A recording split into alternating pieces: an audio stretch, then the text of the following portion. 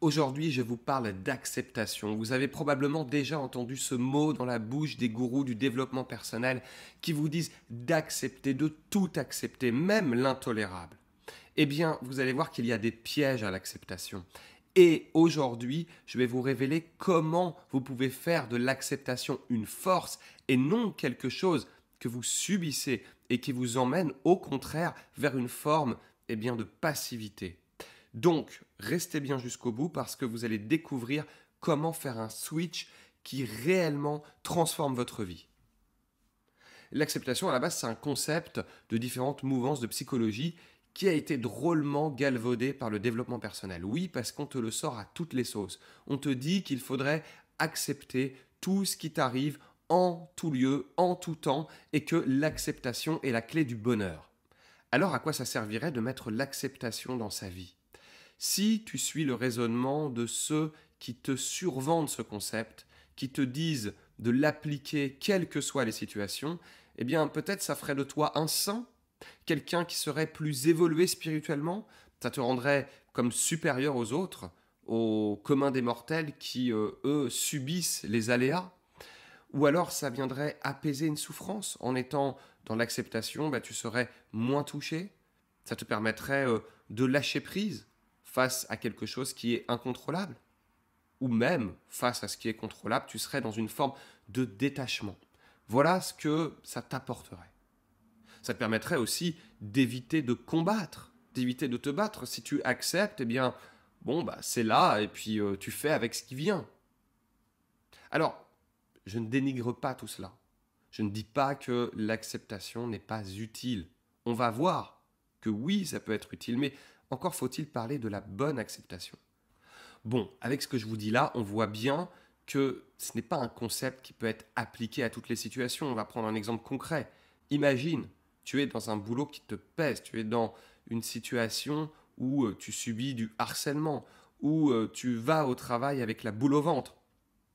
Imagine si j'applique tout bêtement ce concept et que je te dis, il faut que tu acceptes, tu dois en passer par là, ok, ton boss est pas sympa, ton boss est harceleur, mais bon, accepte, accepte les choses, c'est là, et puis fais avec. Si je te dis ça, est-ce que tu crois vraiment que ça va t'aider? Est-ce que tu crois que accepter ta situation euh, en tout temps, est-ce que tu crois que accepter ta situation quoi qu'il arrive, quels que soient les événements, tu crois vraiment que ça va t'aider? Tu crois que tu vas être heureux dans un environnement toxique? Non, clairement non. Accepter l'inacceptable, pour moi, n'est pas entendable. Là, on voit que dans ce cas, l'acceptation sert juste à ignorer les problèmes. Elle t'amène tout droit dans le déni. Clairement, je ne peux pas conseiller à mes clients d'être dans le déni. Je ne peux pas juste leur dire, ok, vas-y, mets la poussière sous le tapis, et puis accepte, c'est comme ça. Non, non, non. Je pense vraiment que l'acceptation est ultra puissante si elle est bien utilisée. Et on voit bien que dans ces cas-là, là, avec l'exemple que je te décris, c'est pas entendable, c'est pas possible.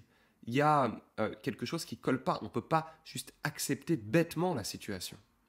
Alors, pour aller plus loin, je vais te dire, qu'est-ce que ce n'est pas l'acceptation? L'acceptation, ce n'est pas du renoncement.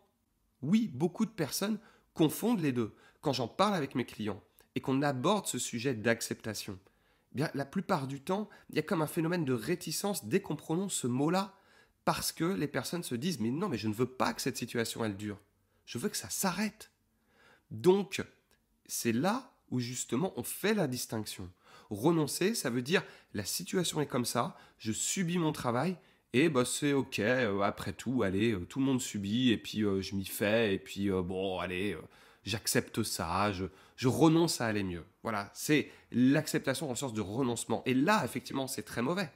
Parce que là, on est dans une forme d'acceptation purement passive. On est dans le renoncement. Le renoncement, c'est ok, allez, tant pis, quoi. C'est le fameux tant pis. Et si tu utilises l'acceptation avec ce côté tant pis, en général, ça va t'emmener vers encore plus de subis. Ça ne va pas te tirer vers le haut. Donc, accepter, ça ne veut pas dire renoncer. Donc, vraiment distinguer ces deux notions. Ensuite, quand on parle d'accepter des choses qui sont intolérables, même des événements sur lesquels on n'a aucun contrôle dessus. Accepter, ça ne veut pas dire trouver normal. Ça ne veut pas dire trouver cela juste. Non, ça peut être totalement injuste. Accepter, dans ces cas-là, ça veut dire, dans un cheminement, à un moment donné, arriver à reconnaître l'état des lieux, arriver à reconnaître que oui, ça existe, que oui, c'est là, que oui, on en est là. Accepter, ça peut être tout simplement, dans ce cas-là, de reconnaître à quel point on est mal. Reconnaître son émotion, c'est accepter de la vivre. Ça ne veut pas dire qu'on accepte la situation qui s'est produite. On accepte, par contre, que ce soit arrivé. On reconnaît l'existence de la chose. C'est comme une constatation. Ça ne veut en aucun cas dire qu'on est d'accord avec la chose. Et puis ensuite, il faut vraiment, vraiment tenir compte de la temporalité. C'est impossible et c'est inentendable pour quelqu'un qui a vécu un drame de lui dire bah vas-y, accepte. Non, c'est malveillant. C'est totalement contre-productif. Donc, on est bien d'accord que ce n'est pas la même chose, même si pour la personne ça peut être vécu très difficilement, hein, c'est pas la même chose d'accepter 3-4 kilos en trop que d'accepter immédiatement le départ de quelqu'un. C'est pas la même chose. Donc, souvent, même introduire ce terme peut arriver bien trop tôt, parce que justement, il est entouré de croyances autour de ce terme.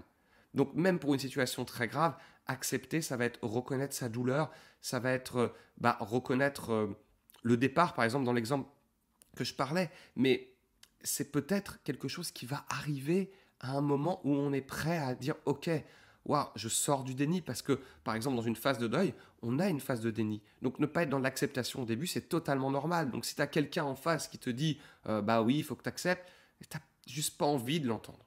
Donc, la temporalité est super importante également. Maintenant qu'on s'est dit ça, pourquoi l'acceptation est autant importante dans un cheminement ? Parce que justement, c'est le point de départ. C'est le fameux GPS. C'est le vous êtes ici. Si tu veux aller quelque part, quel que soit le chemin, tu as besoin de savoir où tu es. D'accord ? Un GPS, il t'indique une destination, un chemin vers la destination, à partir du moment où il arrive à te localiser. Donc vraiment, prends l'acceptation comme le point de départ, comme l'endroit où tu te situes. Et reconnaître l'endroit où tu te situes, ça te permet de cheminer. Et puis je parlais de déni tout à l'heure. L'acceptation, c'est le moment où tu passes cette étape, où tu sors justement du déni.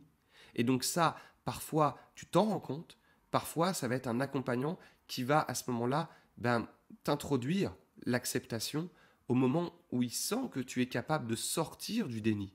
Mais peut-être que tu as besoin d'être dans une phase de déni et c'est OK. Mais à un moment donné, oui, quand tu vas avancer, il y aura cette étape de OK, oui, c'est arrivé, oui, c'est là, OK, j'accepte que on en est là. Mais ça ne veut pas dire que je trouve ça normal, on est bien d'accord. Et puis il y a un truc qui est vraiment puissant dans l'acceptation, c'est que ça limite les renforcements. Je parle notamment dans des situations d'angoisse. Des personnes qui font des crises d'angoisse ont tendance à vouloir éviter à tout prix de revivre ces angoisses-là. Et plus tu vas être dans l'évitement, plus tu crées une friction, plus tu crées un renforcement.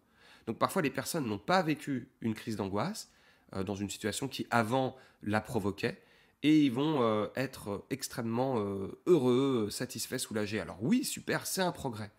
Mais être vraiment capable de dépasser ces angoisses, c'est le moment où tu vis une angoisse et tu arrives à accepter l'existence de cette sensation. Ça veut dire que, même si tu as une angoisse, tu ne vas pas surréagir, surangoisser par-dessus, et tu vas peut-être être dans l'inconfort, mais tu ne vas pas l'accentuer. Voilà. Donc, dans ce cas-là, on apprend souvent, les personnes qui vivent ça, à être en présence de leurs angoisses sans partir dans un état émotionnel trop négatif ou trop douloureux.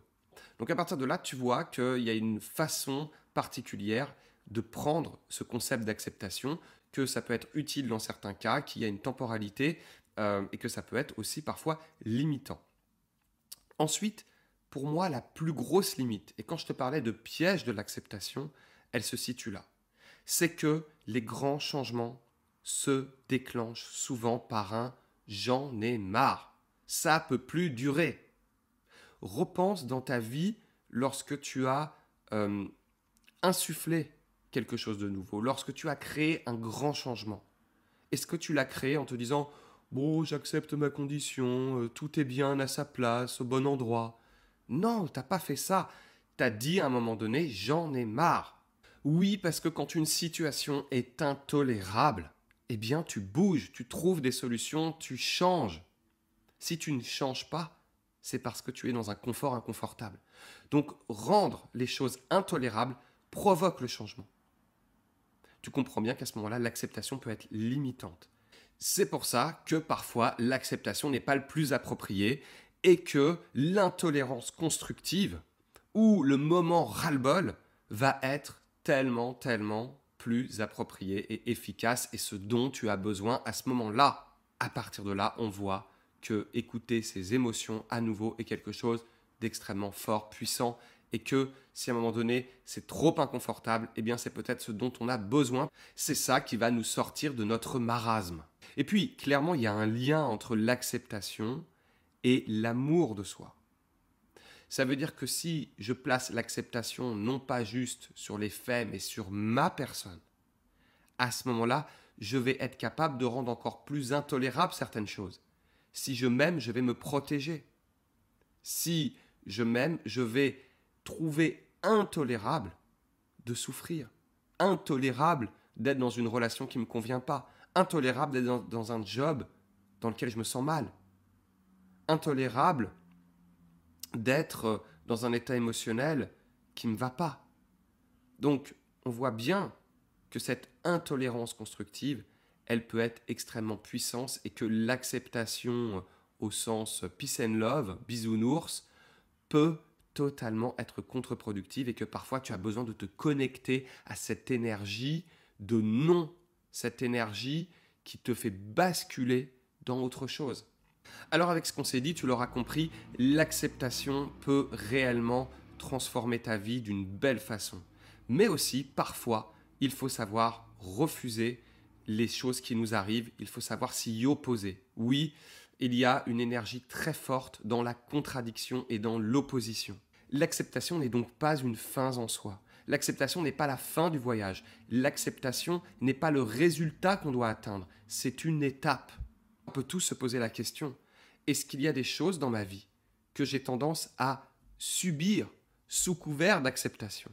Et dans ce cas-là, ça vaut le coup de se rebeller contre ça et de mettre une énergie à créer un moment de bascule dans une intolérance constructive.